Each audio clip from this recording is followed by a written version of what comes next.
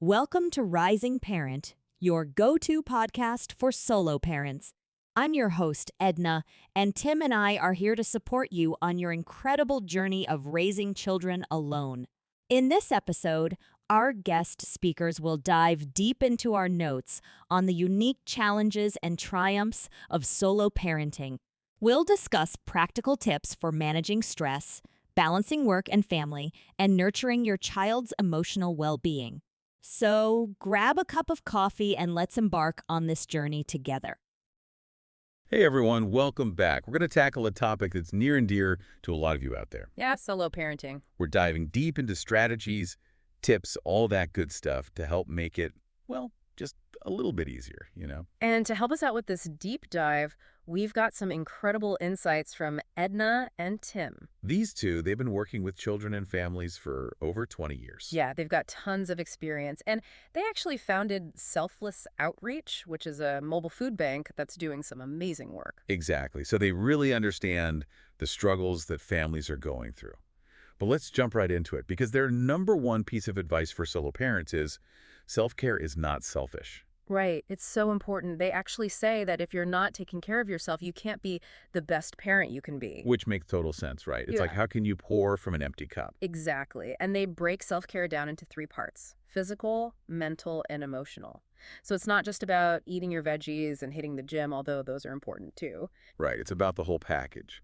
So what kind of tips do they have for, say, the physical self-care part? Well, Edna actually shared this great story about a single mom who sets her alarm 30 minutes early every day just to squeeze in a quick yoga routine. Oh, wow. That's dedication. Yeah. And she says it really helps her center herself before the day gets crazy.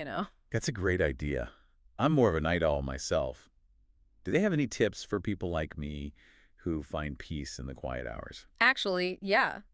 They suggest creating a calming ritual to end your day. Oh, I like that. Like what kind of ritual? Anything that helps you unwind. It could be a few minutes of reading, a warm bath, just something to signal to your body and mind that it's time to relax. That makes a lot of sense.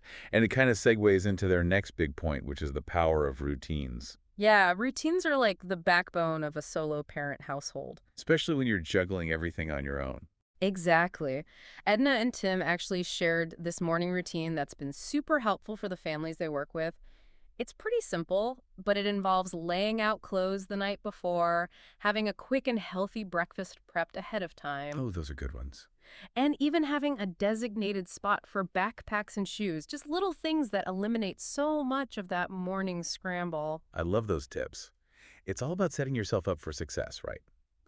And speaking of success, I know a lot of solo parents worry about communication with their kids, especially when it feels like you're always having to be the bad cop.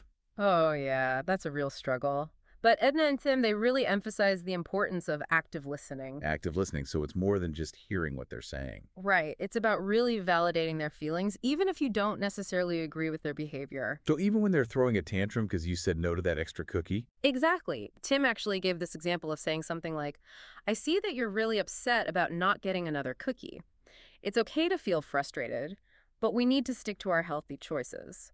So it's about acknowledging their emotions while still setting those boundaries. That's a great way to put it. And I think that kind of ties into their advice about building a support system because, Yeah. let's be real, solo parenting can be really isolating, Oh, absolutely.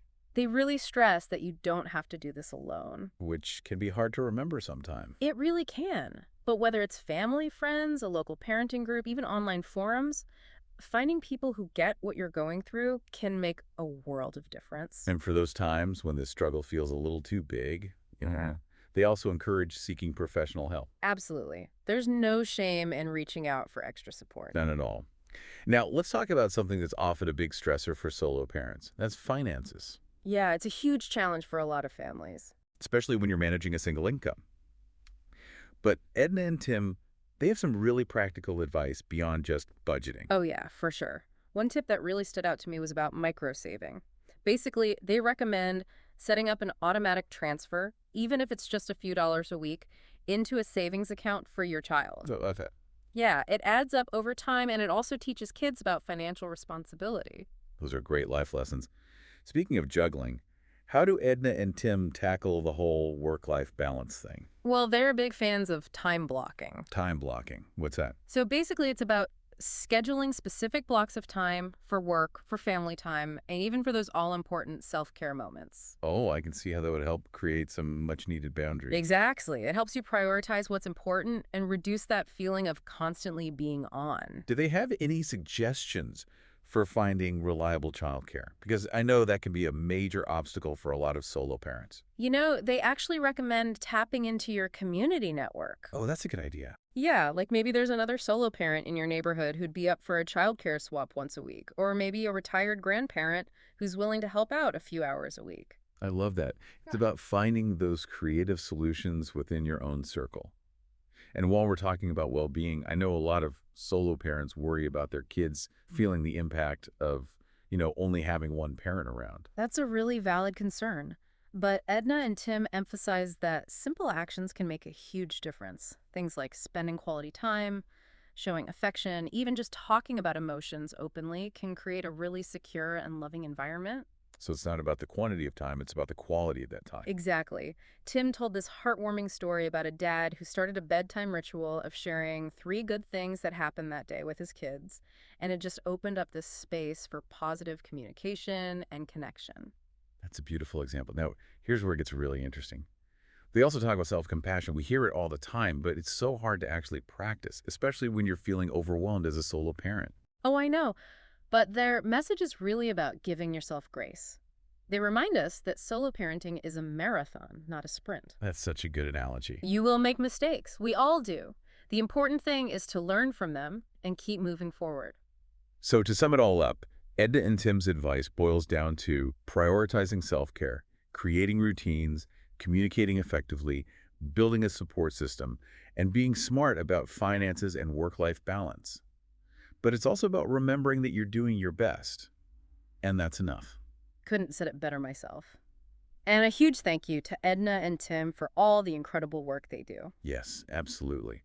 And if you're feeling inspired by what you've heard today, we encourage you to check out selflessoutreach.org and see how you can support their amazing mission.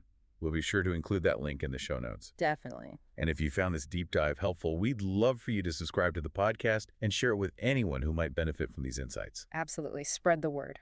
As you go about your week, think about this. What's one small step you can take to make your solo parenting journey just a little bit smoother, a little bit kinder to yourself, and a little bit more joyful? That's a great question to ponder. Until next time, keep diving deep. See you then.